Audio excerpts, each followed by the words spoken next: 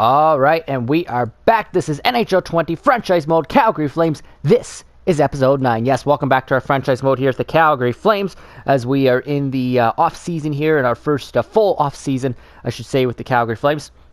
It is July 1, 2020, and the Calgary Flames obviously are trying to build to win a Stanley Cup. If you did not watch episode 7, I believe it was, we fell in the second round to the Anaheim Ducks. We actually got swept in the second round to the Anaheim Ducks once again. After finishing first overall in the Western Conference and in the Pacific Division, winning our second straight Pacific Division championship, and finishing with, I believe it was 105 points. Just checking here. Yeah, 105 points for the Calgary Flames. Good enough for first place in the Pacific and the West, and second in the NHL. But again, we swept the Vancouver Canucks in the first round, then lost and got swept by the Anaheim Ducks in the second round. So yes, welcome back to our franchise mode here. In episode 8, the last episode, we did the draft and we did the re-signing phase. We got a couple key players re-signed, and now we are set to construct our team here in free agency and make a push for a Stanley Cup in the next few years here. So I just want to quickly recap from the last episode, episode 8, if you did not watch it. I can't show it to you here on screen because unfortunately they took away the recently signed. If you go down here to the signings, as soon as you hit July 1, NHL 20 clears that, or the franchise mode, I should say, clears that off of the screen, so we can't look back at the players that we re-signed, but I do have them down here in front of me.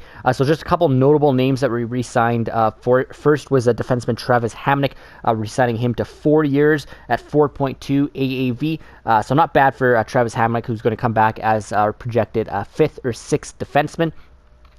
Him and both TJ Brody were on expiring contracts. We decided to bring back one of the veteran defensemen, this being Travis Hamonic, on a 4-year deal. Not too bad in terms of term. Let's see if we can go to Hamonic here.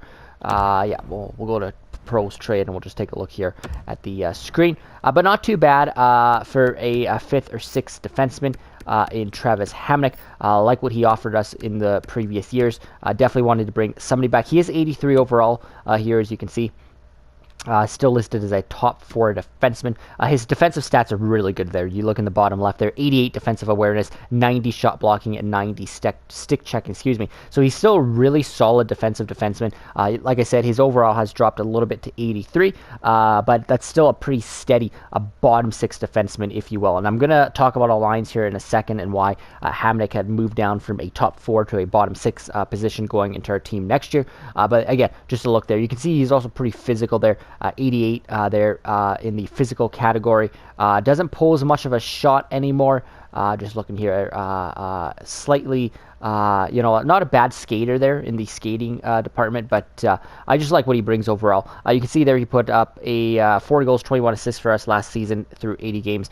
So he is a relatively healthy defenseman. You can see, I guess the previous few years he didn't play full 82-game seasons, but last year he pretty much played an 82-game season for us, and like I said, 25 points. He's not an offensive defenseman, but again, on the back end, he was also one of our top penalty killers, so definitely wanted to bring him back. We also re-signed Oliver Shillington on the back end, one of our future defensemen here. Obviously, Shillington is just 23 years of age, still listed as a top 4 potential, medium top 4. This guy's still growing, obviously. He still has a lot of room to grow. Like I said, 23 years of age. I'm just looking there at his stats from last year. Put up 45 points in 68 games, and he played mostly as, that was in the American League, I should say. I forgot that we did send him down. That was with Stockton. He did play 38 games the year before with Calgary, but yeah, 45 points in 68 games with Stockton last year, so not bad. He was our top prospect down there. He's now going to get his first full taste at the NHL this upcoming year. I've got him projected as our 5th defenseman with Travis Hamonic on that bottom pairing. So we re-signed, I should say what we re-signed him to. We re-signed him to a 1-year contract, $925K. It was just a show-me contract, if you will. That's all he wanted, was a 1-year contract. I think that's fair because, like I talked about in the last episode, I think that gives us gives him a good year to prove what he actually can be. Hopefully he grows. Just want to look at some of the other players we re-signed quickly. I know I talked about in the last episode, so I'm not going to focus too much on it. The big one, our biggest signing was Rasmus Anderson. We re-signed Anderson to 5 years at 4.5 AAV. Again, top 4 potential, high top 4 potential, already 83 overall. This guy is projecting to be in our top pairing with Mark Giordano going into next season. 24 points in 82 games. Obviously want to get those numbers up, but he'll get a chance to play in the top pairing. He played on our bottom pairing with Oliver Shillington last season, so he'll get a big increase in ice time this upcoming season. Just an all-around good defenseman, expected to be one of our top defensemen along with Juuso Välimäki for many years to come. I'm just looking here. So that was Anderson, Shillington, Hamnick re-signed on the back end. Up front, we brought back our biggest signing up front. We brought back was Andrew Mangiapane. I'm just trying to find Mangiapane here. Here he is. This guy put up 28 goals for us last year. 28 goals, almost hit the 30-goal plateau, and he did this all on the third line. He did not get any top 6 minutes. He did maybe at the beginning of the season. He maybe got 4 or 5 games at the beginning of the season last year in our top 6. But most of the season he played in our bottom 6, and he put up 28 goals. So we brought Mangiapane back on a 2-year contract, 4.375. Again, that's what the player wanted. Not a bad contract. This guy's going to be projecting into our top 6. I got him penciled in on our second line. He is a right winger. We're playing him as a right winger, even though he's listed as a left winger. So that was a huge signing for us to bring this guy back. And then forward Austin Czarnik, we also brought him back at 2 years, 875K. He was our 13th forward last year. And last but not least, we brought back our backup goaltender, Cam Talbot. Talbot played 26 games for us, as you can see there last year, 912 save percentage. Not bad for a backup. He did pretty good for a backup goalie, 81 overall. Not bad numbers for a backup either.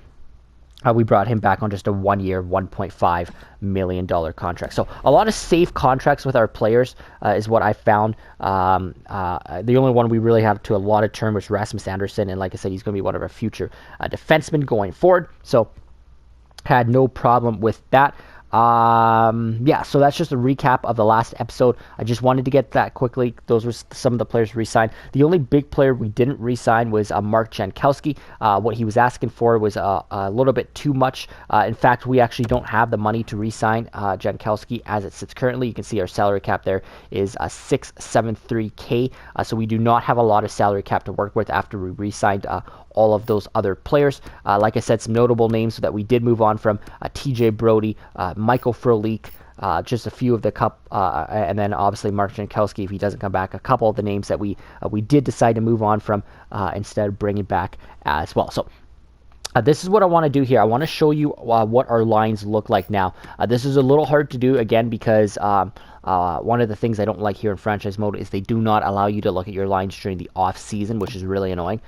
So we can't go into our edit lines or view lines. So I had to construct them here in front of me. I wanted to lay out our lines just so I could see what we're working with. I like to do that every off season just to see where our biggest holes are and what we need to address here in the off season. So I'm just going to go through the lines quickly. Again, you can't see them on the screen. I'm going to show you the players here on the screen, though, the best I can. So our top line looks like this. Again, we're going to go forward lines and defensive pairings, and then we'll take a look at our holes. So top line, again, looking like this. Top left winger, number 13, at 91 overall, is Johnny Gaudreau. Top line centerman, 91 overall, Sean Monahan. Top line right winger, Elias Lindholm at 86 overall. Second line left winger, Matthew Tkachuk at 85 overall. Second line centerman, as we're going into next year, will be Max Domi at 86 overall. Second line right winger will be Andrew Mangiapane at 79 overall. And then third line left winger will be Sam Bennett, 79 overall. Third line center, will be Michael Backlund at 85 overall. Third line right winger, Dylan Dubé at 78 overall. And then our fourth line will look like this. On the left side, Milan Lucic at 77 overall. We got Mark Jankowski, who's not currently signed. He's an RFA, but sitting at 79 overall. Derek Ryan on our right wing at 78 overall, and then Austin Czarnik as our 13th forward at 77 overall. Again, I know it's hard to see on the screen. I'm reading it off a piece of paper here, but that's what our forward lines look like again. So that's not too bad.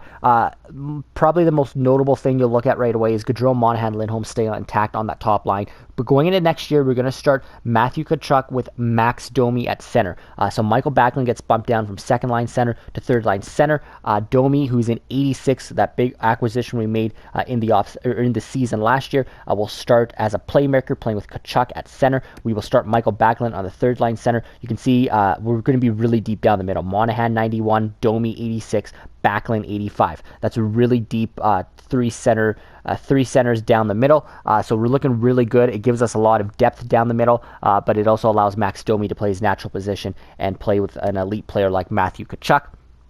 If things are not going well, we can move Backlund back up to that second line there. We can maybe move Domi back to the right side because he did play all of last season since coming over at the trade deadline with us on the right wing. And starting on that second line, like I said, for the first time, this time will be Andrew Mangiapane. Played all of last year in the third line for us. Again, he put up 28 goals for us last year.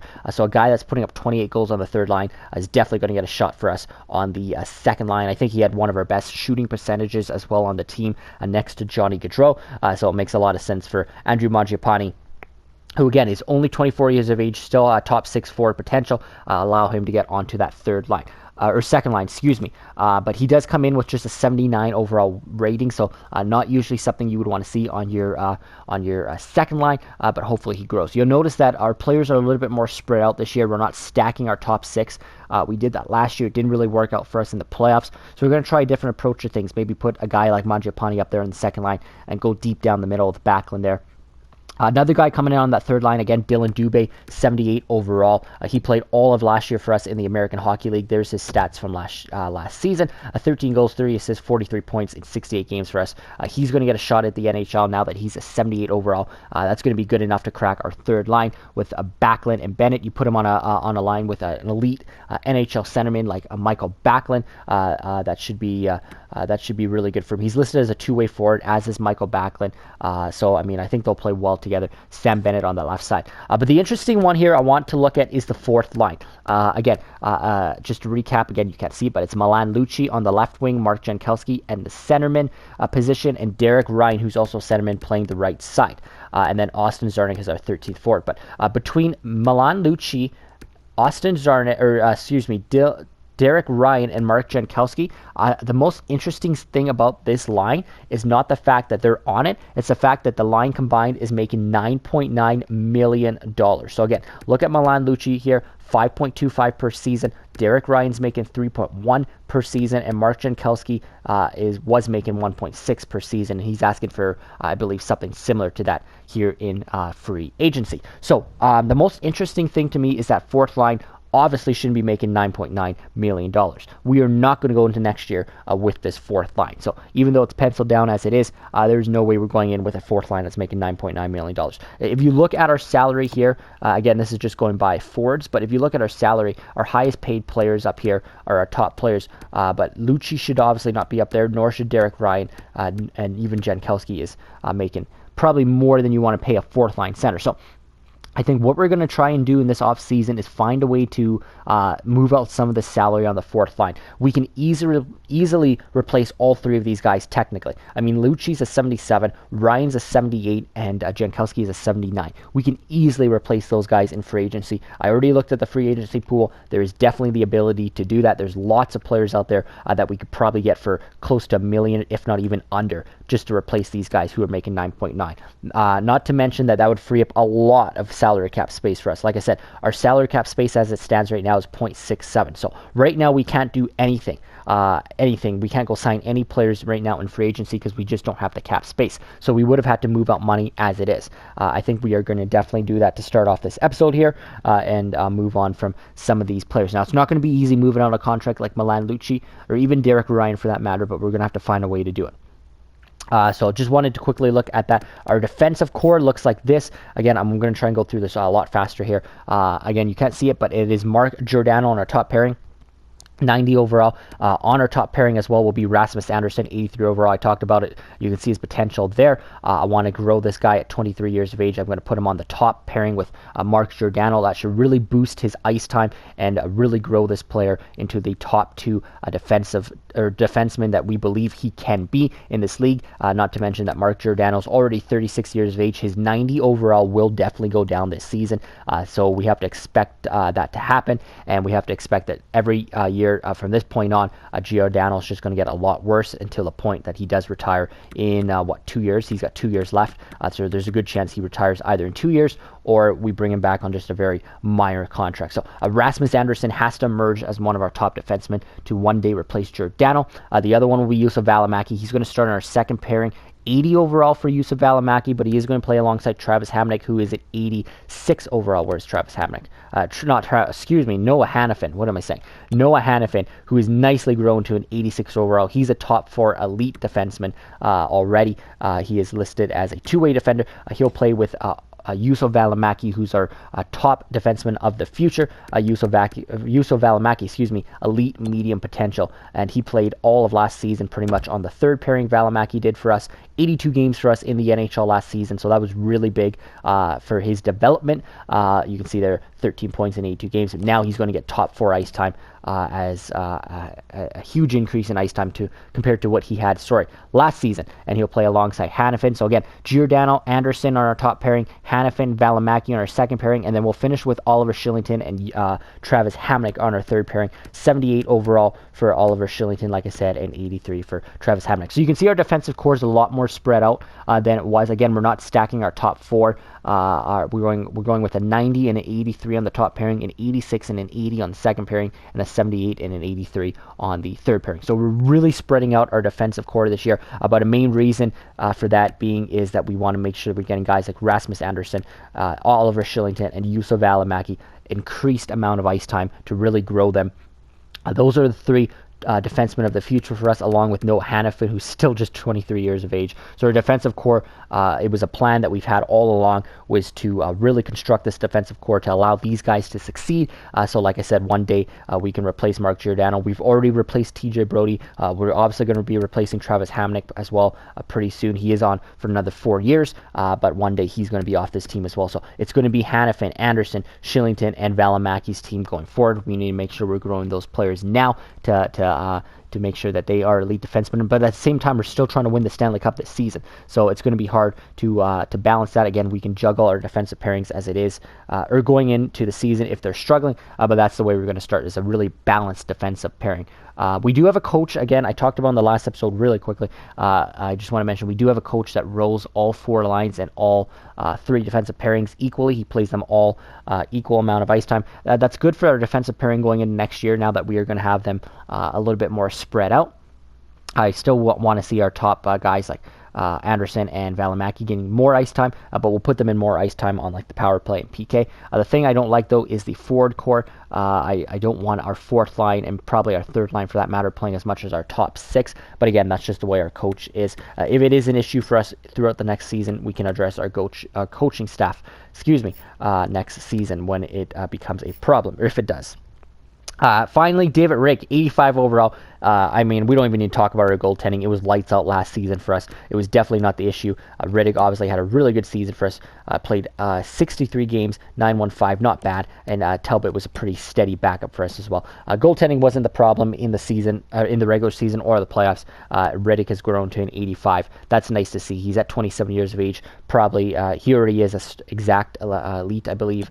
His potential is not going to grow. No, he's still got starter exact potential, so that means he's probably not going to grow, but 85 is good enough right now for us in the NHL. That's a starting goalie, and Talbot is a capable backup. So goaltending obviously not the problem. We still have Zagadulin growing down there in the American Hockey League, and Dustin Wolf, with the Everett Silvertips in the WHL. So we still have our 2 prospect goalies and our NHL starters. So that's the way it looks. Again, I tried not to go too long with that. I know it did, but just wanted to show you that quickly going into this episode, what our lines look like. So now you can see where our holes are. Like I said, our biggest holes probably are on that fourth line. We have to fix that fourth line because they cannot be making 9.9 million. We got to free up salary cap space anyway.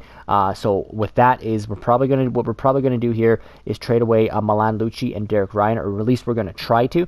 If we can trade away both of those players, we'll try and bring that back Mark Jankowski on a reasonable contract as a fourth line center, and then we'll go to free agency and just plug in a couple fourth line wingers. I wouldn't mind adding actually no, that would be good. We still have Austin Czarnik, who's our 13th forward, so that would be fine.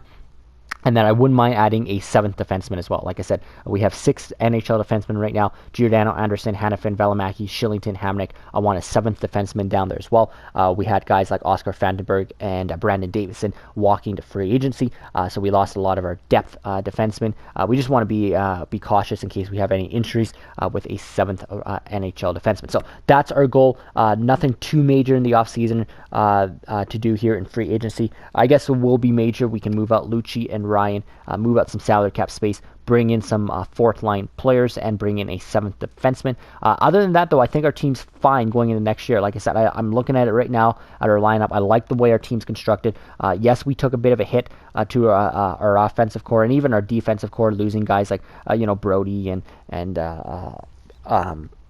Frolik, who was an 82. We lost a little bit of depth there at our center position, or at our forward position, and a little bit of depth when it came to our defensive position. But I like the way our young guys are emerging, so it should really give us and guys like Dylan Dubé are really going to get a shot this year in the NHL. So without further ado, let's just jump right in. I'm just babbling here now about it, but let's start with the biggest thing, and that's trying to move Milan Lucic and Derek Ryan's contract. So this is not going to be easy. Again, it's July 1. We can't do anything as it is with a 6.73 or 0.673 in cap space. That's not enough to do anything right now, so we have to find a way to move on from Milan Lucic and Derek Ryan's contracts. It's not going to be easy, but the good news is there is teams interested in these players. So first off is let's go like this. All right, Milan Lucic. Let's just see what the market gauges for Milan Lucic. So there is teams like the Coyotes are interested in Milan Lucic. Doesn't mean anything's going to happen because it's going to be tougher. Obviously, in these trades, we're probably going to have to be adding draft picks and maybe even a prospect or two, and bring back like a later draft pick.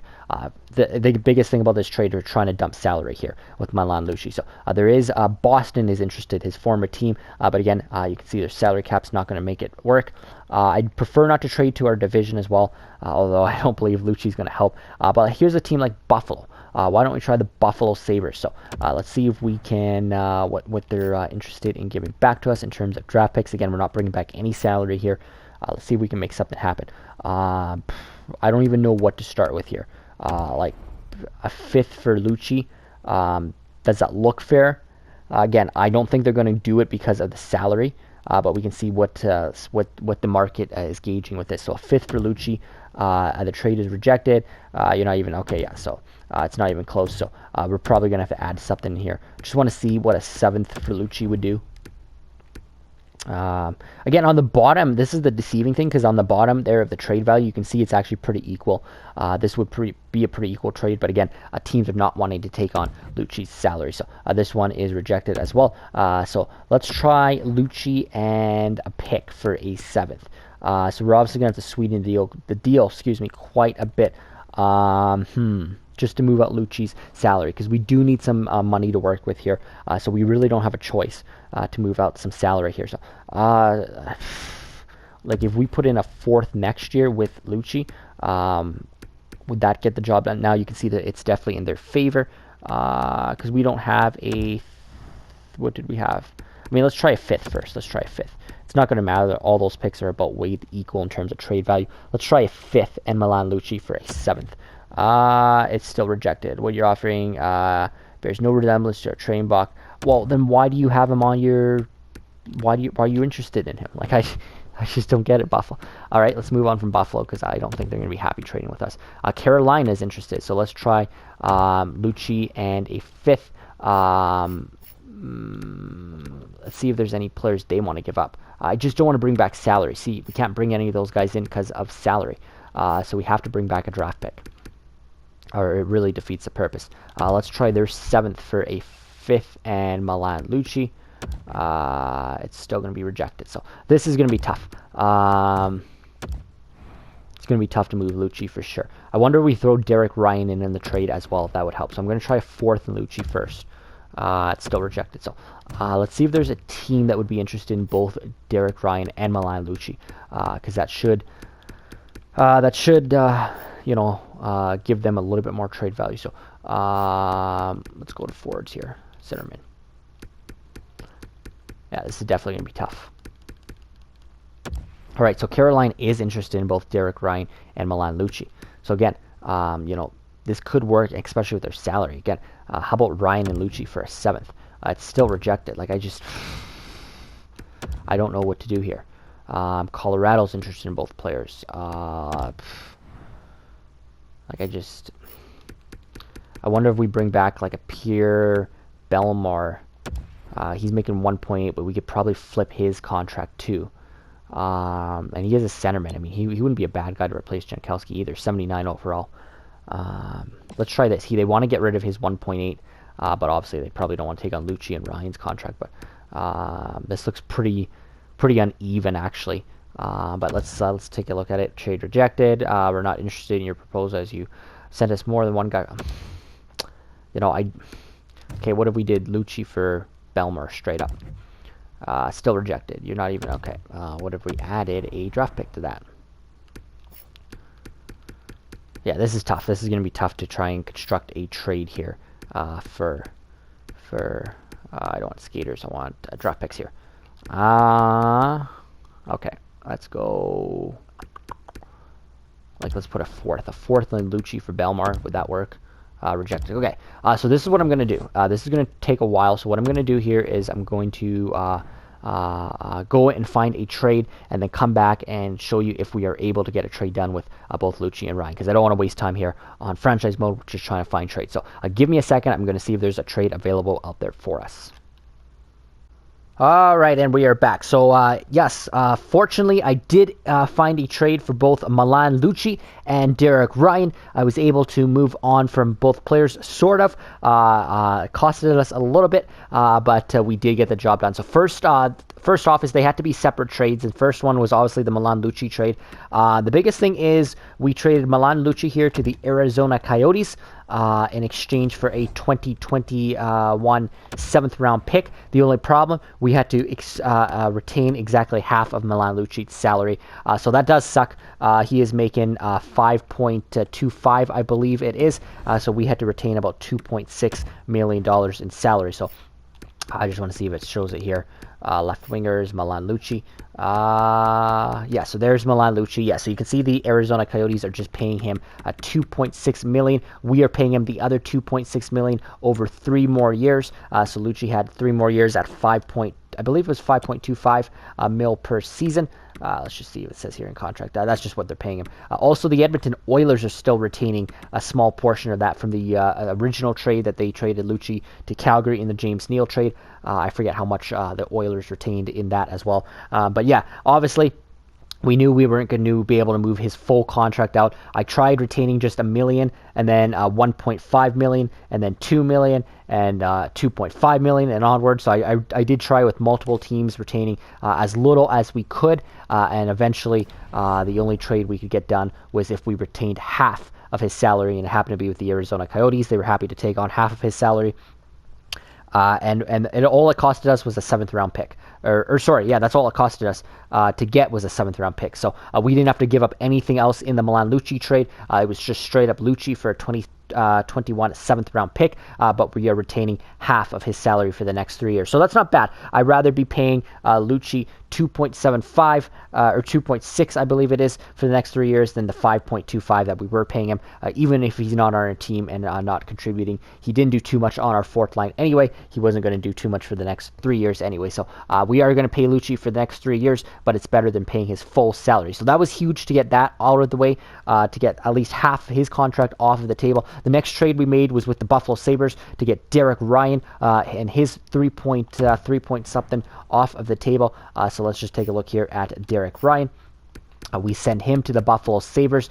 We did have to swing the deal quite a bit in this one, though. I did not want to retain any of Derek Ryan's salary, making 3.125, so I didn't want to take back any of that salary. So I was able to get his full contract off the table for a 7th-round pick. The only problem is we had to throw in a 4th-round pick in the 2021 draft. So the official trade is Derek Ryan and a 4th-round pick in the 2021 draft for a 7th-round pick in the 2021 draft. So again, if you look at it in the long run, we traded half of Milan Lucci's salary, Derek Ryan, and a 4th-round pick for 2 7th-round picks. That's not bad. I mean, obviously the 7th-round picks here, now we have 3 7th-round picks in the upcoming draft. They're probably not going to amount to much, but the biggest thing is we dumped salary. We dumped all of Derek Ryan's salary, and we dumped half of Milan Lucci's salary. We also lost a 4th-round pick in the process, but we now have 3 7th-round picks. So, probably not the best trades we could have made. Obviously, you never want to be in these positions where you have to dump salary and pretty much force trades. They knew our hands were tied. The Sabres and the Coyotes did, and so did all the other teams that we try to make trades with. Again, I tried a lot of different scenarios with both players. It just didn't work. These were the only ways we were going to get rid of their salary. So now when we click on our screen there, you can see we now have 4.91 to work with. That's a lot better than the 0.6 K that we had to work with. I'd rather have 4.9, almost $5 million to work with, even if it did cost us a 4th-round pick and half of Milan Lucci's contract for the next 3 years. So we do find a way to somewhat get out of that $9.9 million that our 4th line was making. Now we obviously still have to sign Mark Jankowski, as well as fill in the other 2 holes on our 4th line, and then add a 7th defenseman. So that's what we're going to do now. We're going to try and add Jankowski and maybe 2 wingers for him, and then try to add a 7th defenseman. The good thing about this is, this is our first look at free agency, by the way. I've already gone in here and taken a look. You can see there's a few top players in there. Mike Hoffman's the top forward. We're going by forwards right now, but obviously we are going by the least amount of salary for 4th liners. So we're trying to find 4th liners here. So I don't know what I was trying to say. The good thing about I don't know. Anyway, so you can see down here we are getting to the 80s, but these guys are still asking for a 2-point-some million. We might just go right down to Mark Jankowski and see what he is asking for now. See if we can get him to a contract. He is an RFA, so we did qualify him in the last episode, so we do have his rights technically, so we can offer him a contract here. He's asking for 1.7. He was making 1.6 last year. Just for 1 year. I'm going to see if we can bring that down a little bit. Let's go 1.5. 1.5 for a 4th line center. Not bad. He is 79 overall, but he's probably not going to get any better at 25 years of age. Let's offer him 1.5 on a 1-year deal. He's going to consider his options. So let's see if we can get Jankowski back in the fold. The next thing we need to do is find him some wingers to play with to replace Lucci and Derek Ryan. Sorry. I want to see if we can get some guys pretty cheap here. So there's a few players down here. Nobody has qualified or made an offer to any of these players unless they are RFAs. So we do have some room to work with. Just looking down here, we got a former Flame and Christopher Stieg we could offer a contract for. He's asking for under $1 million. That's not bad. I want to see if we can get some guys at 79 though. So there's a guy like Brad Richardson. A guy like Brian Boyle, wouldn't be a bad ad. He is a centerman, but we could probably play him on the wing and move him to center if we have to. So let's see what he's asking for. He's asking for 1.2. We could probably get that for just under $1 million. Again, nobody else is lined up right now asking for these guys. So we're going to try and offer a lot of contracts to a lot of these guys. And the biggest thing is they're only asking for 1 year, so that's not too bad. Let's see if we can get Brian Boyle for $975K for 1 year. That wouldn't be bad. We'll offer him a contract. Just trying to look here. Who else can we offer a contract to for under? See, these guys are getting pretty high. We'll have to go down here. Brad Richardson's asking for almost just $1 million. Again, he's a centerman, but we can probably move him to the wing. Let's see if we can offer him the same thing, $975. He wants 2 years though. Ooh. How old is he? 35. Let's wait on Brad Richardson. Brendan Leipzig is there. He's an RFA though. JJ Pajot is asking for almost $2 million. Devontae Smith-Pelly's there. So now we're at 79. Cody Eakin. Let's offer Christopher Stieg. He's a right winger. He's a former Flame. He's only asking for 9.5. 2 years. That's not bad. 78 overall. That would be a pretty decent 4th line right winger for us.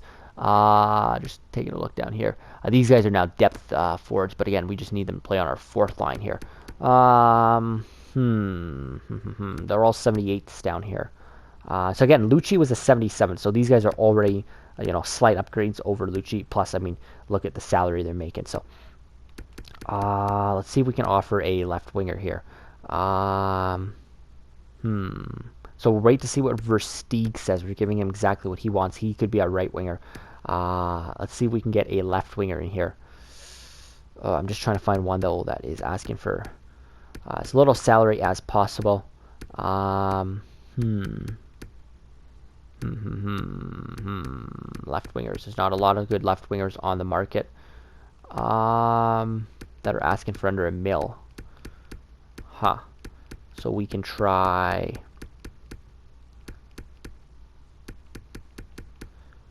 We can try either Johan Larsson here or Scott Wilson. Let's try Scott Wilson first. And he actually, you know what? He's asking for under $1 million as well. So I did not see that for 2 years.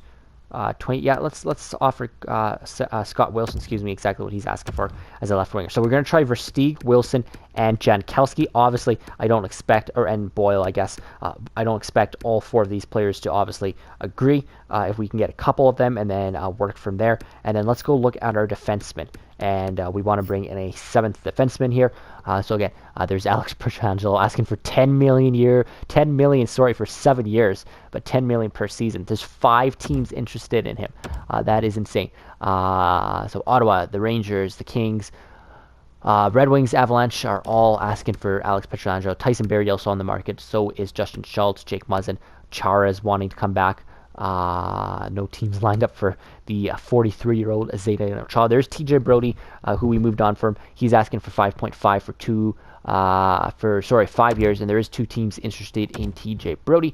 So good to see Toronto and Dallas. Toronto, one of those teams rumored to be in on Brody a couple years ago when they were looking at trading Nazem Kadri to the Flames just last year, I guess it was. So some good defensemen there as well, but we want to look at bottom. We're looking at a 7th defenseman, so a guy that can come in, probably a veteran guy that can come in and play for us. I actually saw one down here that I really liked, and he is another former Flame, and there he is right there, Derek England, 79 overall. Wouldn't mind bringing him back in. Again, he's asking for 1.5. Let's see if we can bring that down, though. He's asking for 2 years, which isn't bad. I know he's 38. But this guy is a really good defensive defenseman. So let's actually just look at, I was looking at this earlier. Just look at his defensive stats there. 84 defensive awareness, 88 shot blocking, and stick checking at 87. Still very physical on that right category there at 89. This wouldn't be a bad defenseman to bring in. This guy can still skate as well. When you look at the other guy beside him, Adam McQuaid's also defensive defenseman. So I think that's what we're trying to target, by the way, is a defensive defenseman. He also has half-decent defensive stats, so we could try McQuaid as well. But I want to try Derek England first. Again, we're going to sim by a couple days, so I don't expect, our backup plans to be gone because there's no teams interested in any of these guys. But let's see if we can bring Derek England back as a 7th defenseman. Again, he will not be playing a lot at all, because we want our other guys to grow, but he's just going to be there. He'll come into games when we need him to come in, and for injury, so I don't want to pay him more than $1 million. Let's see if we can get him for $1 million flat. That wouldn't be bad for 2 years. $1 million flat for Derek England. Excuse me, the former Flame. I don't think he's going to go for that because he's asking for just over 1.5, but we'll try it and see if we can get him down just a little bit. So let's advance a day or two of free agency. There's a proposed trade here. They want to give us a 3rd and a 5th for Mark Jankowski. No, we want to see if we can bring back Jankowski. I was maybe looking at moving him, but no, I want to see if we can bring him back as a 4th line center because we moved on from Lucci and Ryan. So we'll decline that trade. We don't need any more draft picks, by the way, either. So let's advance one more day here. Here's another incoming trade. I did put Jankowski in the trade block, so that's why a lot of teams are going after him. Montreal's trying to give us 2/3. They want a 3rd and a 5th back. What the hell? That's not even a fair trade. And Jankowski as well. So nothing so far through the first 2 days from those guys that we offered contracts to, including Jankowski. Let's just see where we stand here. The first 2 days. See if there's any other teams interested in these players that we offered contracts to. All right, so there is who do we offer contracts to? There's Mark Jankowski. Still nobody else interested in him. We keep going down. Who else do we offer contracts to? Where did they go?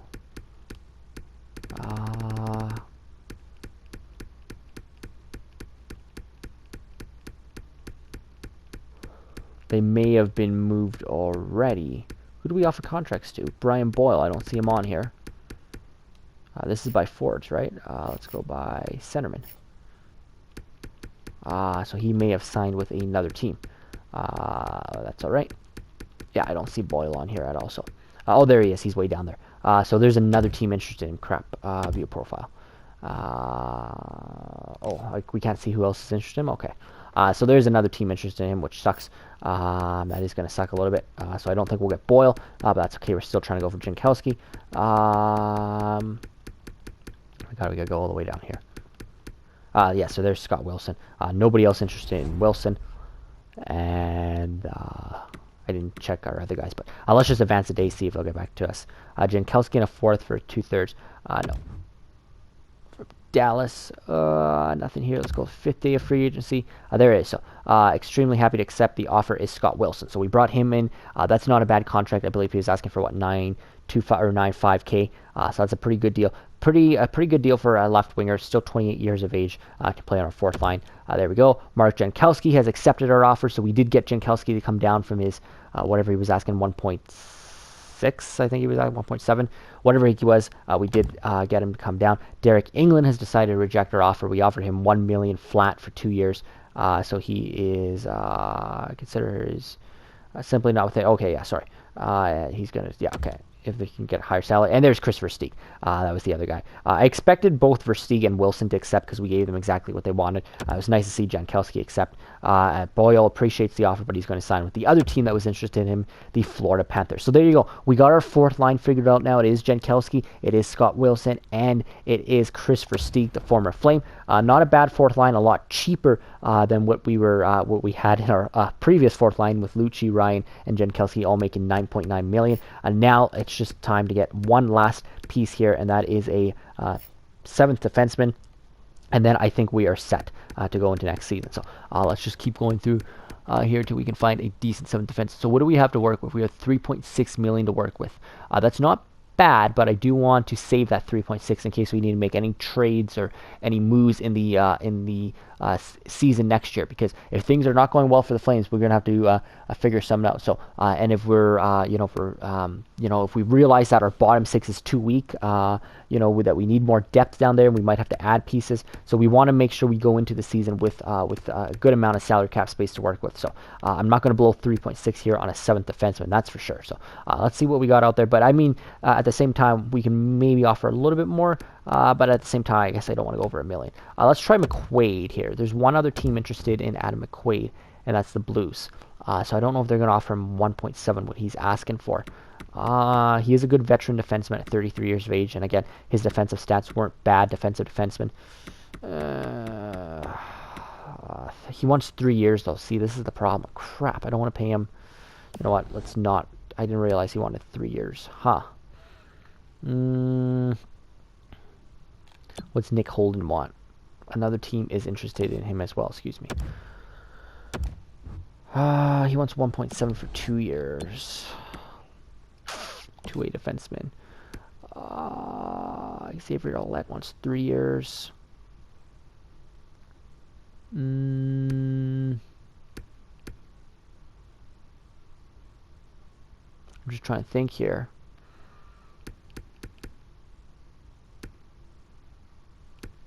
I mean, there's Michael Stone, the former Flame, but we don't want to bring him back for that much.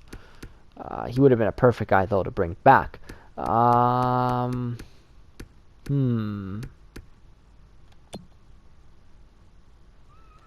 just trying to look for a good defensive defenseman here. Two-way. Defensive defenseman in England. Defensive defenseman in Nick Gudis. Rakdos Gudis, excuse me. And he is physical too. 85, 86, 86. Not too much better than England in that category. Dylan DeMello is a defensive defenseman as well. 84, 85. We could try Dylan DeMello. He is the other thing is I wouldn't mind a right shot defenseman as well, and Dylan DeMello does shoot right, as does Derek England. That was the other thing, because what we have is we have Anderson's a right shot and Hamnick is a right shot. The rest of our defensemen are all left shots, so we only have 2 right shot defensemen. There's another team interested in Dylan DeMello. You know what? Why don't we try Derek England again? Let's try and bring up our salary a little bit. He only wants 2 years. He wants 1.7. Let's try him at 1.3. So we asked him for 1 million for 2 years. Let's try 1.3. See if that works, and then we'll just keep going from there. I still think England is one of our better options down there. So let's keep Simon here. Another trade. We just locked up Jankowski, so I'm not looking to trade him now. He's going to be our 4th line center. So we'll just keep going here, unless there's a crazy trade for Jankowski. So here's a trade alert. The Vancouver Canucks get, looks like a couple prospects. The Flyers get Alexander Edler and a 7th. So not too big of a trade there, but the Canucks do move on from Alexander Edler. Let's sim up another day here, and England still has decided to reject that. So he's standing firm to his 1.7. Again, we can try and maybe go 1.5. That's a lot to pay a 7th defenseman, though. Yeah, okay, let's go down here. So it should be thinning out a little bit now. Players should be choosing where they're wanting to go. We can try Derek England again. Now he's asking for just 1.55. He's realizing the market's maybe come down a bit. So let's go 1.4. See if we can get him for 1.4. We'll see if we can get England for that. Other than that, how many more options do we have? So it's getting a little thin here. So I wonder if, we should have a backup plan. So let's go Cody Cece's 2A. Lucas Spiza's a defensive defenseman. How much is he asking for, though? 1.8. Yeah, see, I'm not going to pay him 1.8.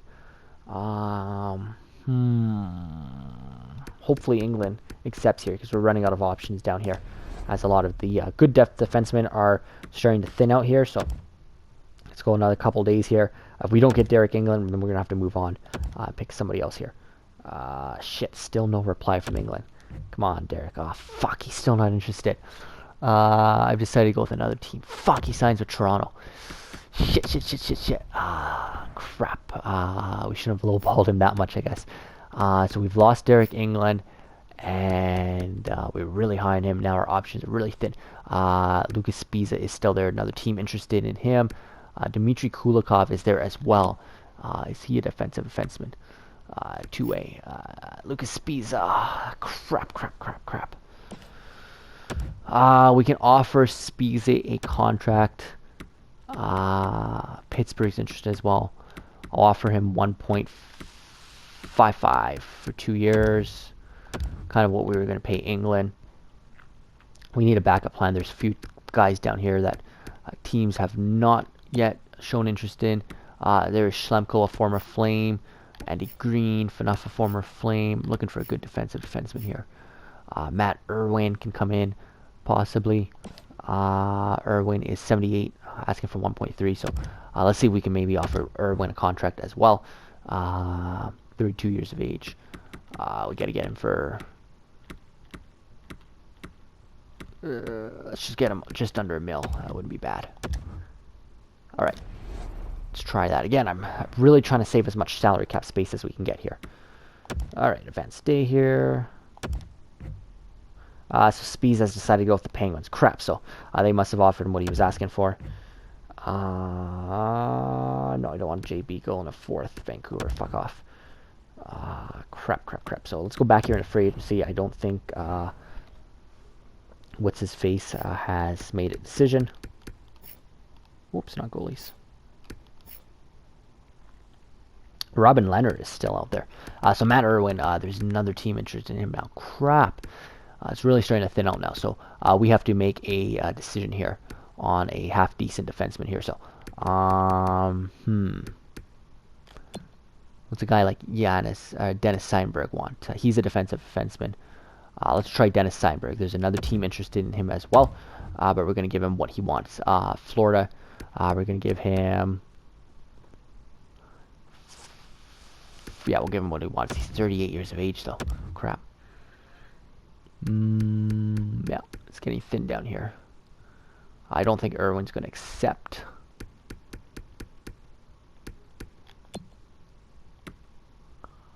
Offensive defenseman, two-way. Yeah, it gets pretty thin here. Borbietsky's down there. Frederick Carlson, Borbietsky. But now we're getting into, minor league players. I don't want... I mean, the other thing we can do is we can make a trade and see if we can get a 7th defenseman somehow. But I wouldn't mind trying to get a half-decent defenseman. Look at nobody's interested in Bouwmeester. He wants 3 more years, 3.9. Shattenkirk and Nurse still on the market as well. Nurse is an RFA. Let's try these guys here. Irwin and Seidenberg. So Seidenberg appreciates interest, but he's decided to go with another team at this time. Okay. It looks like he's going with an American Hockey League team. Ben Street and fuck off. Crap. Yeah, so we're not having a lot of luck here with the defenseman. We can look maybe in the next episode at looking at a 7th defenseman. Matt Irwin's still debating his options here.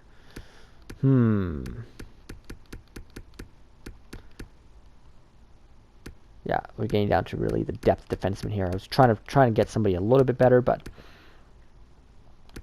like Yannick Weber, he's not a defensive defenseman. But I guess we're running short on options at this point. He's got all right stats down there. He is a defensive, or no, he's offense. Sorry. He's still listed as top 6, which isn't bad. I guess we can try him for just under $1 million. He's asking for just over $1 million. We could try him for $975, 1 year. We can get one of these guys here just to fill, like I said, our 7th defenseman role. Irwin's decided to go with the Leafs. Crap. And I didn't even see that trade from Colorado. So Darnell Nelson has decided to go with to Detroit, for a couple seconds, and Glenn Denning. So the Oilers move on. Here we go. We could get Gudis, but it's going to cost us Jankowski, so I don't really want to do that. That wouldn't be a bad trade, but we just went to get Jankowski signed. So we're about mid-July here. Crap, and it's not looking good for us with our defensemen. So I think what we might do here is, Yannick Weber's got 4 teams lined up for him now. What we might do here is end this episode here, and then start training camp preseason in the next episode, and we'll just sim the rest of August. We're not going to do anything in August. Our team's pretty much built, and we'll just address our 7th defenseman somehow. So I think that's what we'll do here. Let's sim right up to, because we're not going to get anybody else now. Free agency's pretty thin. So let's sim right up to August here. Why do they keep wanting Shillington? Let's go like this. Let's sim right up to the beginning of August, and the next episode will be our training camp and preseason, and we'll just skip August, obviously. We'll just sim through August, and we'll also find a 7th defenseman. So there's Yannick Weber. He's decided to go with Vegas. So we will... Kyle Palmieri goes to Ottawa. So we'll end this episode here. Decline all these trades coming in for Shillington. I don't have Shillington on the trading block, but clearly they must have put him on there. Oh my god. Okay. Decline all these trades. So we'll start the next episode. Episode 10 we'll start with the preseason and training camp. We will address our 7th defenseman needs when we get to training camp. But pretty happy with this episode. We did move on from Lucci and Ryan. We got out some salary. We just had to do small tweaks like that to fix our team. But we'll pick up the next episode, episode 10, with preseason, training camp, and get us right to the beginning of regular season, the start of the next regular season in episode 10.